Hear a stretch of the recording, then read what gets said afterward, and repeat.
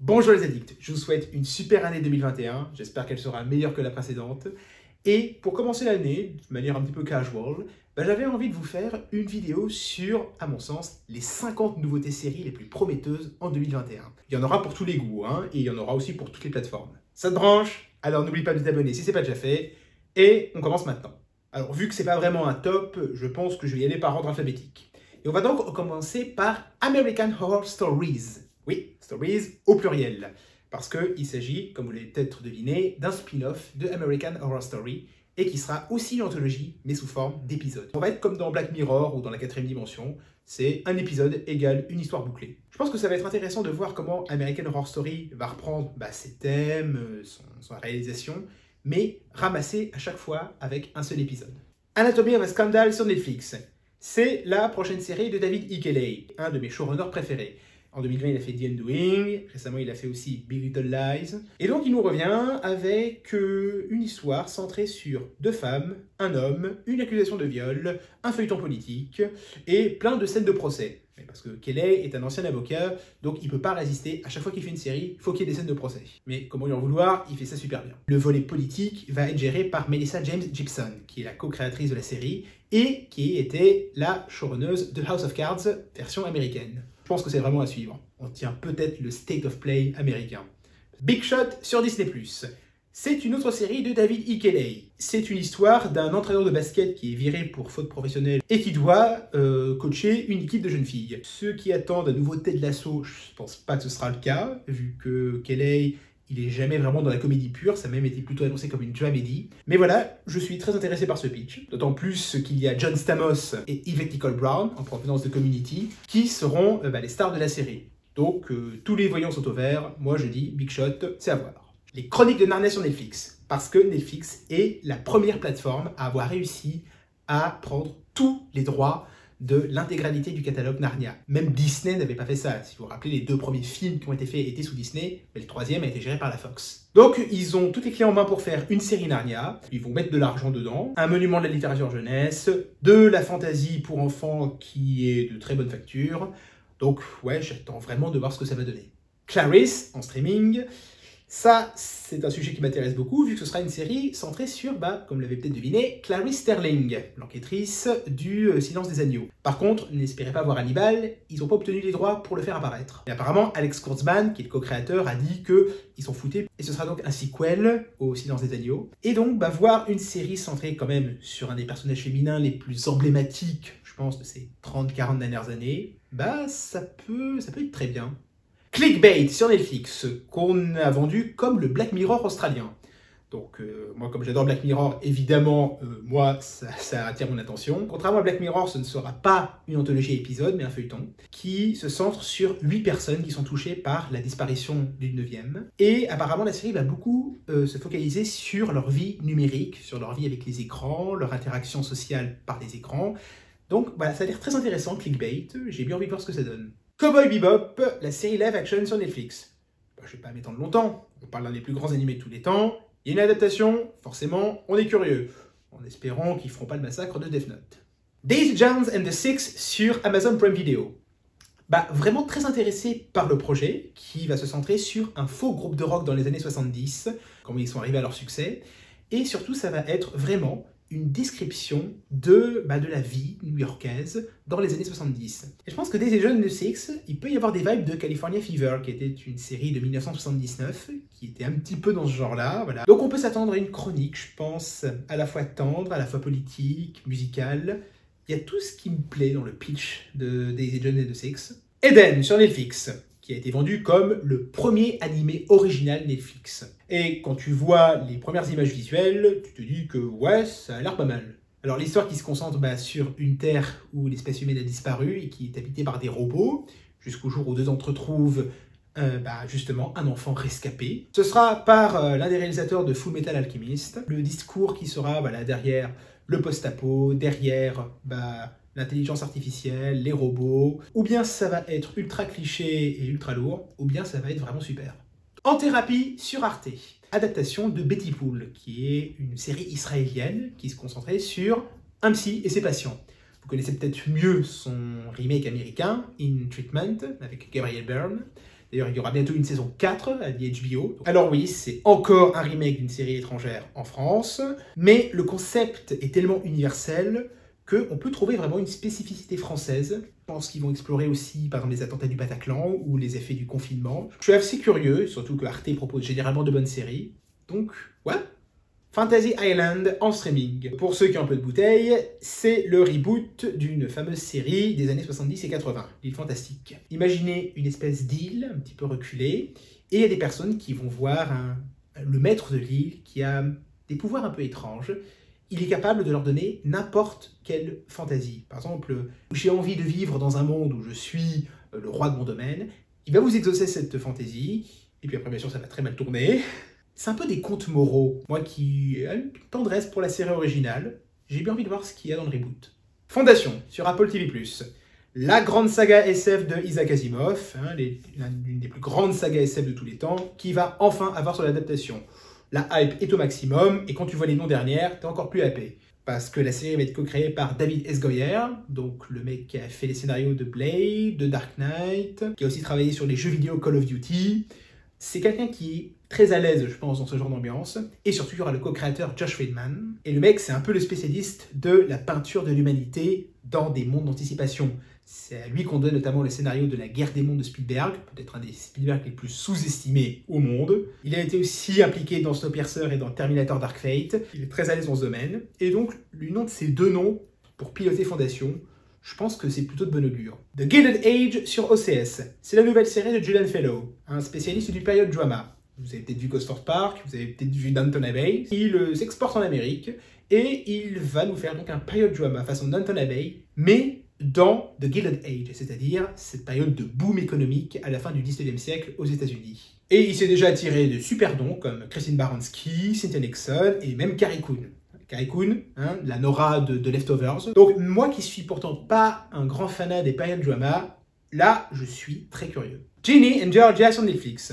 Bon, je suis un peu con, vous savez, quand je vois une tagline un petit peu putaclic, bah je clique quand même. Et quand on me dit Ginny and Georgia, le nouveau Gilmore Girls, bah oui, je clique, j'adore ça. Ce sera donc une série centrée sur une relation mère-fille, une fille de 15 ans, une mère de 30 ans, donc il a eu très jeune. Ça va être, je pense, très fort, avec beaucoup de dynamisme. Je pense qu'on peut retrouver les qualités de Gilmore Girls dedans. J'espère simplement qu'elle ne va pas se laisser avaler par ses propres influences. The Great North en streaming. Les premiers échos de la presse américaine sont plutôt positifs sur cette série d'animation qui est centrée sur un père, ses 3 fils et sa fille. Apparemment, c'est de la folie douce qui va devenir de plus en plus drôle au fur et à mesure.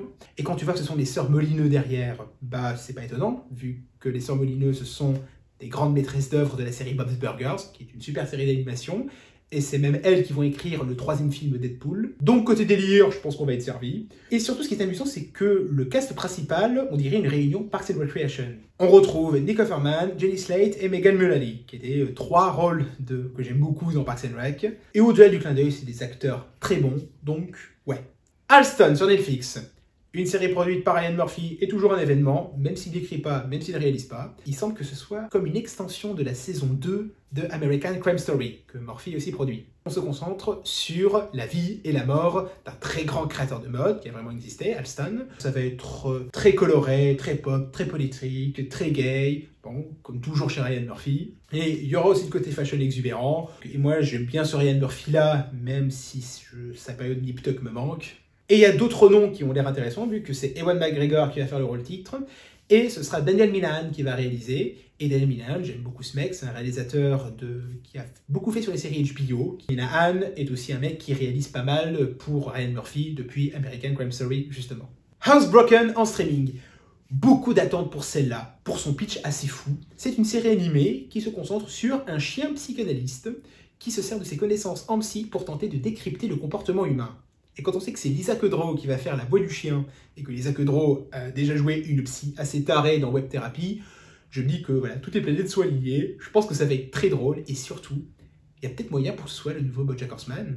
Inventing Anna. Bon, là je suis un peu hypocrite, je l'ai mise dans les 50 séries à voir en 2021, quand je sais très bien que moi je ne vais pas la voir, tout simplement parce que c'est une série de Shonda Rhimes. Et moi, Shonda Rhimes, elle me sort par les trous de nez. Je déteste ces séries. Mais je pense que c'est une série qui va quand même être très attendue par les fans de Shonda Rhimes. Et aussi, le pitch qui a l'air pas mal, quoi. L'histoire d'une arnaqueuse de haut vol qui a vraiment existé. Je pense pas que je vais regarder parce que le style Rhimes ne me convient pas, mais je pense que vous, ça peut vous intéresser. Invincible sur Amazon Prime Video.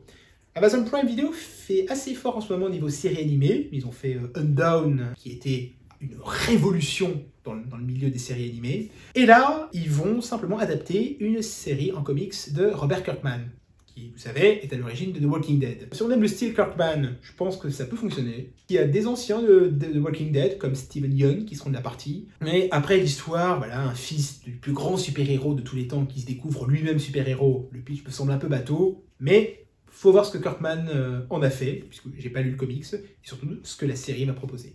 The Irregulars sur Netflix. Il y a eu beaucoup d'adaptations de Sherlock Holmes, dont en premier lieu Sherlock, bien sûr, mais il y a eu aussi quelques adaptations sur les fameux irréguliers de Baker Street, cette troupe d'enfants, d'ados, de jeunes hommes et de jeunes femmes qui renseignent généralement le détective parce que ils peuvent aller n'importe où, personne ne fait attention à eux.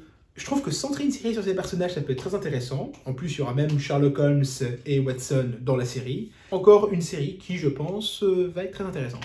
Jupiter's Legacy sur Netflix. C'est une nouvelle série de Steven S. D. Knight, qui est un showrunner que j'aime beaucoup, qui est surtout spécialisé dans l'action. Et c'est à lui notamment qu'on doit Spartacus. Et aussi Pacific Rim 2, mais parce que tout le monde peut faire des erreurs. Il se concentre sur un comic de Mark Millar, qui, vous savez, est un très grand auteur de comics. Il a fait un comic, Mark Millar, qui s'appelle donc Jupiter's Legacy, la confrontation entre les premiers grands super-héros et les générations suivantes. Donc tout ce qui est transmission, exploration politique, les histoires sociales, enfin tout ce qui est sous-jacent généralement dans les comics, qui va peut-être avoir plus d'importance là.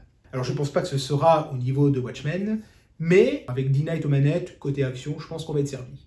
Kung Fu en streaming. Même chose pour Fantasy Island. On reprend une vieille série avec David Carradine des années 70, qui avait d'ailleurs été à l'origine une idée de Bruce Lee. J'ai une tendresse pour la série originale, même si elle a un peu vieilli. Et j'espère qu'il n'y aura pas non plus que de la grosse action, parce que Kung Fu c'était aussi quand même une exploration certes un peu superficielle d'une certaine philosophie asiatique. Après, il faut passer après Warrior, qui récemment a pas mal dépoté sur HBO. Kung Fu a faire à forte partie, mais je pense qu'elle a des atouts.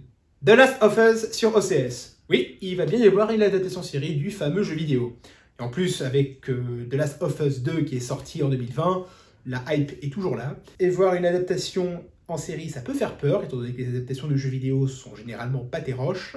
Mais là, ce sera copiloté par Neil Druckmann, qui a vraiment piloté les jeux vidéo originaux, qui est même le coprésident de Naughty Dog. Et il est même assisté de Craig Mazin, qui est un scénariste que tout le monde adore depuis qu'il a fait Tchernobyl en 2019. Alors, pour moi, il y a tout qui convient pour The Last of Us. J'espère qu'on va pas être déçus. Law and Order Organized Crime. Et oui, une nouvelle série Law and Order. Je vous rappelle que la première date quand même de 1990. Elle voit le retour d'un de mes personnages préférés de la franchise, Elliot Sabler, joué par Christopher Meloni. Il était dans New York Unité Spéciale, il a quitté la série au début des années 2010, il n'était plus retourné dans la franchise depuis.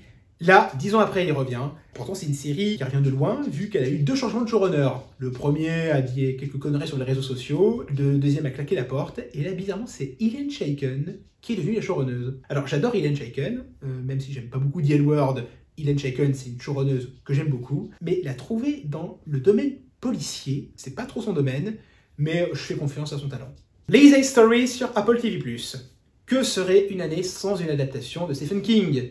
Oui, mais là, il y a un twist, c'est Stephen King qui scénarise lui-même l'adaptation de son roman. Il a toujours dit qu'il avait une affection personnelle pour ce roman. On va retrouver ces thèmes bateaux, les tares de l'Amérique, l'horreur, la peur, le passé. Là, en plus, ça se concentre sur une veuve d'écrivain qui est confrontée à une malédiction qui vient peut-être de son défunt mari. On est en plein dans Stephen King. Je pense que si on aime le mec, la série va plaire aussi. Mayor of Easttown sur OCS.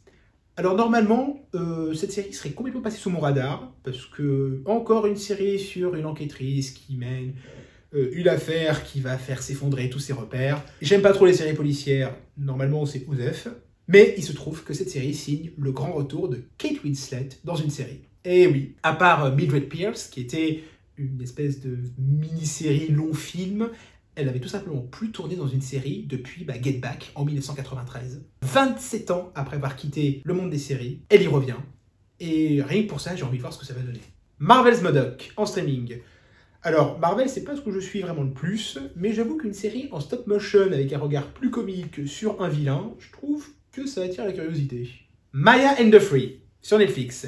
De la fantasy animée avec comme pitch le cliché pur. Une princesse guerrière qui doit recruter 3 combattants légendaires pour sauver le monde. Ou ça va être de la grosse merde, ou ça va être du gros génie. Je sais pas ce que ça va donner, mais en tout cas, quand tu vois les premiers visuels où ça claque à mort, tu te dis que au moins ils ont soigné l'aspect esthétique. Midnight Mass sur Netflix. Encore un sujet un peu bateau, une ville isolée, un prêtre qui arrive, le carnage qui s'ensuit. Mais c'est piloté par Mike Flanagan, qui est un petit peu la star de l'horreur depuis pas mal de temps. Hein. On lui doit Dr. Sleep, avec aussi les séries The Haunting of Hill House et The Bly Manor. Le mec a une hype pas possible autour de lui, donc ouais, Midnight Mass, c'est à voir. Mr. Mayor en streaming, la nouvelle série de Tina Fey. Une créatrice, showrunneuse, scénariste, actrice que j'adore, et qui là reprend son complice Robert Carlock, son complice de Unbreakable Kimmy Schmidt, pour sa nouvelle série, avec en plus Ted Danson, qui nous a régalé récemment dans The Good Place, et qui en réalité a un CV extrêmement long. Il était déjà la star de Cheers dans les années 80, un grand acteur comique. Et donc pour une comédie sur un mec propulsé à la mairie de New York sans qu'il ait trop compris comment, et qui doit maintenant prouver que c'est pas un manche. Donc ça a l'air d'être de la satire politique gentille à la Spin City. Je sais pas si Tina Fey et Robert Carlock vont vraiment trouver le ton juste, parce que bon, quand tu vois 30 Rock et Unbreakable Kimmy Schmidt, ils aiment bien en faire un peu des masses. Mais, allez savoir, je suis quand même assez intéressé. Navarraza sur Netflix. Je ne propose pas beaucoup de séries dans l'anglophone, et c'est un tort, je sais, mais j'ai été vraiment attiré par le concept de cette anthologie indienne qui, en 9 épisodes, va explorer les 9 sentiments humains tels que décrits par le Navarraza. Je pense qu'on peut s'attendre à une approche façon le décalogue de Kieslowski, qui est une série de 10 petits films, 10 petits épisodes, qui est un monument du cinéma. Et c'est tout à l'honneur de Netflix de financer des projets comme ça. Je trouve qu'ils prennent pas assez de risques, et pourtant ils devraient. Quand ils prennent des risques, ça peut donner des résultats comme Dark, ou BoJack Horseman, ou DOA. Je pense pas que Navarraza va avoir la même hype, mais je veux bien tenter l'expérience. The Nevers sur OCS, qui devait signer le grand retour à la télévision de Joss Whedon. Ça a l'air d'être une espèce de transposition de Buffy, vu qu'au lieu de Slayers adolescentes aujourd'hui, il prend des femmes victoriennes du XVIIe siècle. Je sais pas ce que ça va donner, mais avec Jane Espenson et Douglas Petrie, 2 anciens scénaristes de Buffy, à ses côtés pour l'épauler, je pense que ce sera de la qualité. Après, Whedon a démissionné rapidement de son poste de showrunner. Ça a dû perturber pas mal la production de la série. Avec le Covid, avec la pandémie, ça a un petit peu épuisé ses forces créatrices. Officieusement, beaucoup pensent que c'est à cause de l'affaire Ray Fisher, qui a accusé Joss Whedon de mauvais traitement sur le tournage de Justice League. En tout cas, je vais regarder parce que c'est signé Whedon, mais je vais pas peut-être me faire trop d'illusions. 9 Perfect Strangers en streaming, où on reprend le trio gagnant de Big Little Lies. Ian Moriarty au roman, David Ickeley au scénario, et Nicole Kidman dans le rôle titre. J'adore comment Nicole Kidman est en train de tourner dans toutes les productions de Kelly, ça me fait tellement plaisir. L'histoire est un peu bizarre, je sais pas, 9 personnes qui vont dans un centre de développement personnel, puis qui se rendent compte que ça cache peut-être quelque chose. Ça m'intéresse pas plus que ça, le pitch en lui-même, c'est juste que vu que quand il y a Kelly et Kidman, moi je signe tout de suite. Il y a des chances pour que ce soit comme The Undoing, une très bonne série, qui va pas révolutionner le genre, mais quand même du très bon. OVNI sur MyCanal. J'aime beaucoup que la France commence enfin à faire des séries de genre. Et avec OVNI, on va peut-être avoir notre X-Files français. C'est sur un mec dans les années 70, scientifique, un sceptique, qui se retrouve propulsé dans une espèce de bureau qui fait très bureau des affaires non classées. Ce que j'aime bien, c'est qu'il va peut-être y avoir un côté Brigade des Maléfices, une série française des années 70 qui prédate X-Files de 25 ans. Alors qui était plus sur le merveilleux que sur le fantastique, la SF. En tout cas, il y a peut-être des chances que OVNI soit meilleur que Project Blue Book, qui était pour moi une des plus grandes déceptions de 2019. The Prince of Bel-Air en streaming. Ah, fallait oser ramener une série hyper 90s en 2021. Mais apparemment, même si Will Smith est coproduit, ce ne sera moins comique. Ce sera vraiment un reboot plutôt drama. Ils vont garder le sens du swag, le sens du cool qu'on adorait dans Le Prince de Bel-Air, ou qui nous faisait chier. Moi, j'avoue que c'était un petit peu les deux. En tout cas, un pari assez osé. J'attends de voir ce que ça donne. Resident Evil Infinite Darkness sur Netflix. On reprend Claire Redfield et Leon S. Kennedy, personnage de Resident Evil 2. On les décale quelques années plus tard. On fait un ajout qui sera considéré comme canon. Je demande à voir, même si c'est pas la franchise de jeux vidéo qui va le plus botter. En tout cas, visuellement, ça a l'air de bien marcher, puisque ce sera en CGI animé. Et bon, depuis Love, Death and Robots, qui est quand même un triomphe dans le genre CGI animé sur Netflix, rien que visuellement, ça va être intéressant. La roue du temps sur Amazon Prime Video. Là, on parle également de l'une des plus grandes séries de epic fantasy de tous les temps. Juste à côté de Tolkien, voilà, La roue du temps, Robert Jordan, une quinzaine de romans, un univers absolument immense, un lore redoutable, des romans peut-être un petit peu inégaux, mais voilà, La roue du temps, c'est peut-être, on se demande tous, ça va être quoi le prochain Game of Thrones? Il y en a qui disent que c'est The Witcher, ou Isaac Material, mais s'il y a bien une série qui peut succéder à Game of Thrones, je pense que c'est La roue du temps. En plus avec Rosamund Pike dans le rôle de Moiraine. Il y a même d'ailleurs un scénariste de Game of Thrones, Dave Hill, qui va participer. La roue du temps, c'est un monument, alors ouais, on watch. Il est 14 h, les cours recommencent, et j'ai pas terminé. Run the World sur Stars Play. J'adore Stars Play, c'est un super service de SVOD. Il n'y a pas beaucoup de séries dedans, mais alors, côté qualité, ça dépote. Run the World, en fait, de ce que j'ai lu, ça me fait penser à un croisement entre Girlfriends et Girls. Un groupe de femmes noires dans Harlem, qui galèrent pas mal, donc ça c'est pour le côté Girls, et apparemment ça va aussi quand même pas mal jouer sur la sexualité, sur les relations avec les hommes. Là on est plutôt dans le domaine Girlfriends, la version afro-américaine de Sex and the City. Et c'est pas trop anodin quand tu vois que c'est Yvette Lee Bowser qui produit. Yvette Lee Bowser, si vous savez pas, c'est la showrunneuse de Dear White People, et c'est surtout la créatrice de Living Single, c'est-à-dire la série que Friends, certains diront inspirée, d'autres plagiée. La vérité est entre les deux, j'ai fait une vidéo sur ce sujet si ça vous intéresse. Run the World, j'adore la recette, j'adore le cocktail proposé. Donc ouais, complètement. The Sandman sur Netflix.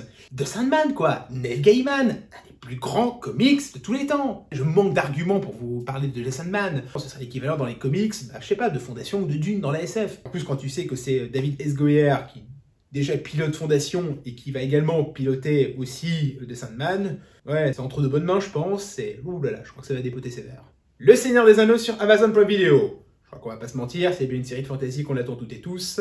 C'est bien celle-là. Alors ce ne sera pas une nouvelle adaptation du Seigneur des Anneaux, ça va se passer dans le deuxième âge de la Terre du Milieu, donc un prequel en fait au Seigneur des Anneaux. Alors ce qui est un peu étonnant, c'est que ce sont deux inconnus, mais complètement inconnus au bataillon, qui s'occupent du bébé, ce qui est un peu étonnant, mais quand on y pense, David Benioff et D.B. Weiss, pour Game of Thrones, ils n'étaient pas vraiment connus avant. Bon, ils avaient fait déjà pas mal de scénarios. Bon, ils n'étaient pas très connus, Benioff, Weiss, au début de Game of Thrones. Et là, bon, bah pourquoi pas, moi je demande à voir. Et puis surtout, il y aura J.A. Bayona, qui va réaliser les premiers épisodes. Et Bayona, c'est quand même un réalisateur qui a un super sens visuel. Vous avez jamais vu Quelques minutes après minuit? Très bon, Quelques minutes après minuit. Il a fait Jurassic World 2 aussi. Quel que soit ce qu'on pense du film, visuellement, ça claque. Et puis il y a un peu l'affiliation avec Game of Thrones, puisqu'il y aura Brian Cogman dans la Writer's Room, et Brian Cogman, c'était un des scénaristes de Game of Thrones. Grosse attente. Je pense que, quel que soit le résultat, on va être un peu déçus. Je pense que c'est un peu inévitable. Et ça fait longtemps qu'on attend ça. Alors ouais, moi, je veux bien voir. Shadow and Bone sur Netflix.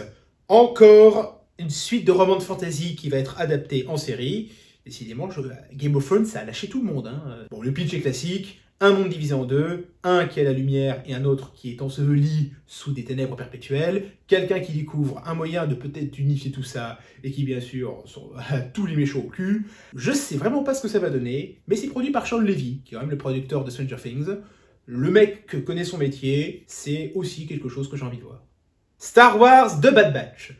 Bon, je sais pas si vous êtes comme moi, mais j'avoue que le filon qu'on exploite jusqu'au trognon de Star Wars, ça m'énerve un peu, sans compter que je crois ils prévoient, je crois, 10 ou 20 séries Star Wars dans les prochaines années. C'est trop, même si j'aime bien The Mandalorian, je trouve que c'est un peu trop. Mais pour ce projet, c'est un spin-off de Clone Wars, hein, avec toujours Dave Filoni aux manettes. Vu que Clone Wars fait partie de ce qui est arrivé de mieux à Star Wars depuis longtemps, moi je dis pourquoi pas, surtout qu'on va pouvoir suivre les Clone Troopers, qui ont quand même du potentiel. Et si on retrouve bien sûr le côté mercenaire, comme on a dans le Mandalorian, bah il y a Filoni, donc moi j'ai confiance. Bien sûr ce sera sur Disney+, cette série-là me fait plus envie que le spin-off sur Boba Fett, dont je vous avoue je m'en contrefous un peu. Superman et Lois en streaming. Et oui, une nouvelle série de la Roverse, avec Greg Berlanti qui rempile. Il doit en être à sa 25e série, je sais pas quand est-ce que ce mec dort. Comme son titre l'indique, ça va se pencher pas mal sur la relation entre Superman et Lois. On va bien sûr retrouver les acteurs de CW, donc Tyler Hoechlin pour Superman, Elizabeth Tulloch. Difficile de passer après Lois et Clark de Deborah Jo Levine, qui était quand même une sacrée bonne série sur la relation entre les deux. Mais allez savoir, j'ai complètement confiance en Berlanti. The Underground Railroad sur Amazon Prime Video. Vous avez remarqué que l'Uchronie a quand même pas mal vent en poupe. Entre, je sais pas, Le Maître du Château ou The Plot Against America, qui était un nouveau bijou signé David Simon l'année dernière. Donc oui, les histoires alternatives, ça plaît. Du coup, pourquoi ne pas prendre ce fameux réseau de chemins du 19e siècle qui a permis à de nombreux esclaves noirs de s'échapper et en faire un vrai railroad, un vrai chemin de fer. Je sais pas ce que vaut cette série dans un souterrain de fer, mais ça va être piloté par Barry Jenkins, et moi Barry Jenkins, je l'adore depuis Moonlight. En tout cas, niveau histoire alternative sur les esclaves afro-américains, je pense que c'est plus prometteur que Confederate, qui était un projet, je pense, bien intentionné, mais alors ultra cringe. The Watch, en streaming. Vous aimez Terry Pratchett? Vous êtes des hommes et des femmes de goût. C'est quand même le mec qui a pondu 40 romans sur un même monde, le Discworld, The Discworld, qui est l'apogée de la fantasy parodique, mais qui est jamais gratuite et qui est au contraire super bien construite. C'est un peu l'équivalent de Douglas Adams dans la fantasy. C'était lui qui avait aussi coécrit Good Omens avec Neil Gaiman, qui a ensuite donné une série. J'étais très content à l'origine de voir l'univers de Pratchett projeté sur l'écran, et puis venus les premiers échos, notamment de Rhianna Pratchett, la fille de Terry, qui a dit que putain mais ça n'a rien à voir avec ce que mon père a fait. Et apparemment ils ont tout changé. Les persos, le ton, les sujets, les histoires, le sexe des personnages, ils ont tout changé. Et du coup apparemment ça n'a plus grand chose à voir avec le matériel original. Ça me freine un peu et en même temps je suis trop faible pour dire non à une adaptation de Terry Pratchett. Donc je vais regarder. Mais bizarrement, alors que c'était une des séries que j'attendais le plus avec impatience il y a quelques jours, là bizarrement c'est devenu une des séries que j'attends le moins. Mais bon, allez savoir. United States of Al, la nouvelle production de Chuck Lorre, le roi de la sitcom. Il fait des efforts, Chuck Lorre. J'aime pas toujours ce qu'il fait. Mon oncle Charlie ou Big Bang Theory, ça me sort par les trous de nez. En même temps, il peut faire des trucs comme Mom ou Sibyl que j'adore. Il veut quand même donner un ton un petit peu plus émouvant avec ses sitcoms récemment. Et avec United States of Al, on va suivre le retour à la vie civile d'un vétéran qui a fait la guerre, mais également par les yeux de son aide qui est un immigré. La série va peut-être vraiment se focaliser plutôt sur le point de vue de l'immigré sur le vétéran plutôt que l'inverse. Vu le grand humanisme qu'il y a chez Chuck Lorre, ça peut donner une belle série à la fois drôle et émouvante. Viking Valhalla, le spin-off de Viking qu'on attendait tous.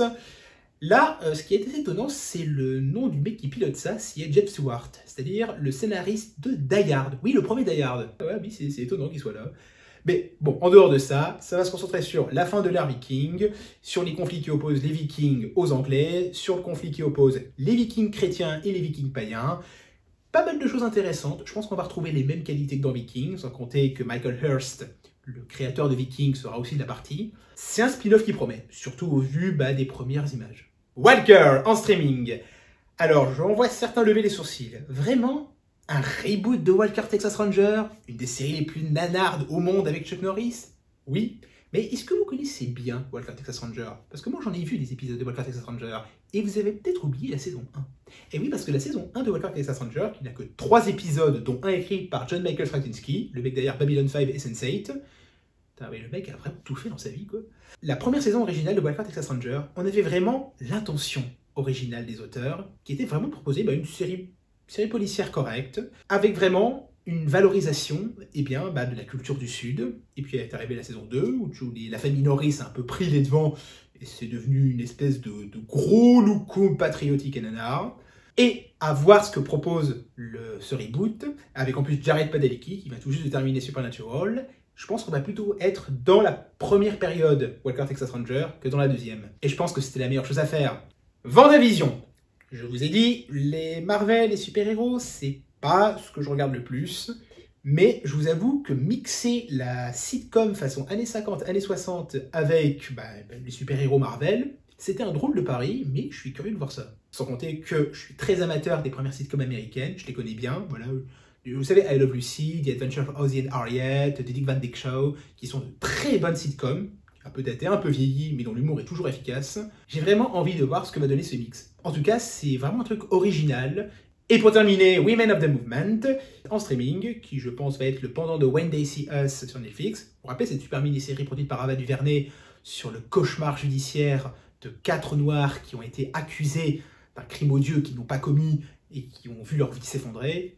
Ça va se concentrer en fait sur la mère d'Emmett Till. Emmett Till, c'est un jeune garçon de 14 ans qui a subi un calvaire aux mains de suprémacistes blancs qui l'ont torturé, qui l'ont tué, en plus qui ont été acquittés. Et Women of the Movement se concentre sur la mère d'Emmett Till, sur les compagnes d'armes de cette femme, pour leur combat, pour ne pas que la mémoire d'Emmett Till soit souillée, qu'on s'attaque enfin au problème de la suprématie blanche qui a causé tant de mal à l'Amérique. Au vu des événements récents, ça résonne assez douloureusement. Donc je crois que ça va être la série de la rage.